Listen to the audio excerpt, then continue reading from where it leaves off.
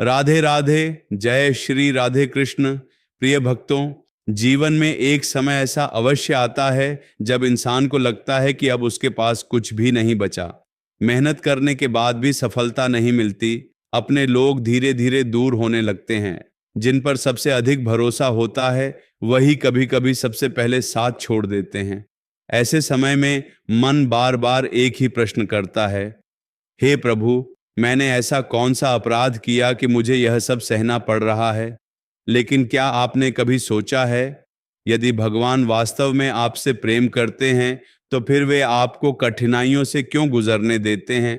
आज हम इसी गहरे रहस्य को समझने का प्रयास करेंगे। भगवान कभी भी अपने भक्त को व्यर्थ दुख नहीं देते।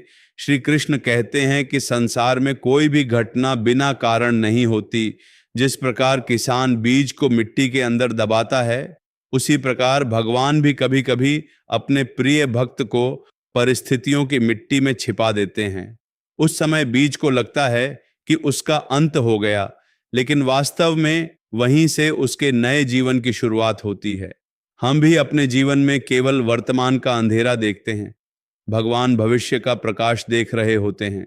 इसलिए जब भी जीवन कठिन लगे, तुरंत यह मत सोचिए कि भगवान ने आपको छोड़ दिया है।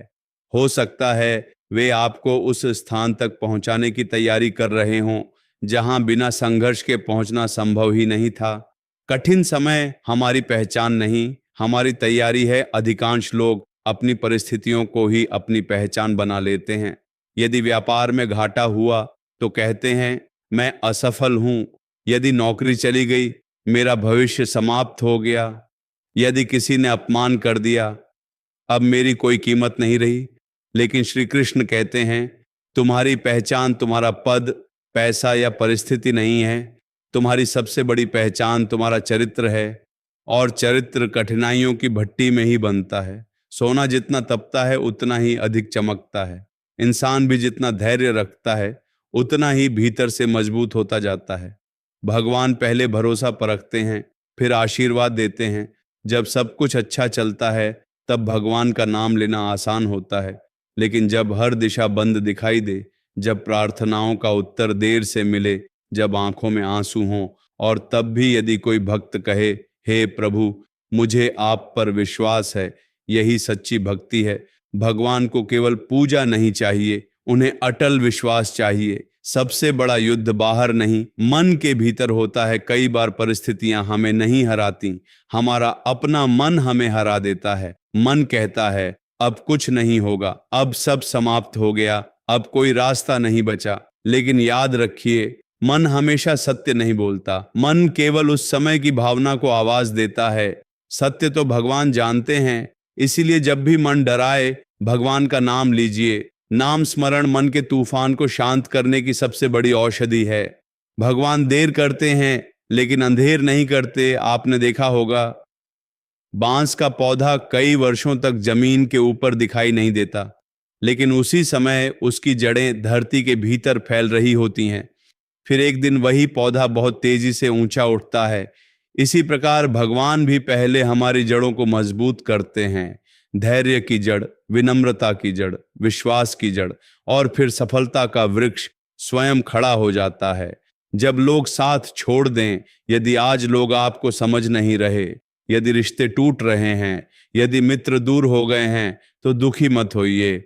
कई बार भगवान लोगों का सहारा इसलिए हटा देते हैं ताकि भक्त केवल भगवान का सहारा पकड़ना सीख जाए। जब उम्मीद इंसानों से होती है तो टूट जाती है। जब उम्मीद भगवान से होती है तो कभी समाप्त नहीं होती। कर्म करते रहिए, श्री कृष्ण का संदेश आज भी उतना ही सत्य है। कर्म आपका अधिकार है, फल भगवान का अधिकार है। हम फल की चिंता में वर्तमान खो देते हैं, लेकिन जो व्यक्ति पूरी श्रद्धा से अपना कर्म करता है, भगवान उसके लिए ऐसे द्वार खोल देते हैं जिनकी उसने कल्पना भी नहीं की होती। यदि आज आपका समय कठिन है तो स्वयं से 3 प्रश्न पूछिए। क्या मैं भगवान पर पहले से अधिक विश्वास कर रहा हूँ? क्या मैं शिकायत से अधिक प्रार्थना कर रहा हूँ? क्या मैं हर दिन अपने कर्म पहले से बेहतर कर रहा हूँ? यदि इन तीनों का उत्तर हाँ है तो विश्वास रखिए, आपकी मंजिल पहले से कहीं अधिक निकट है। प्रिय भक्तों, याद रखिए, बुरा समय भगवान का दंड नहीं होता, वह भगवान का प्रशिक्षण होता है।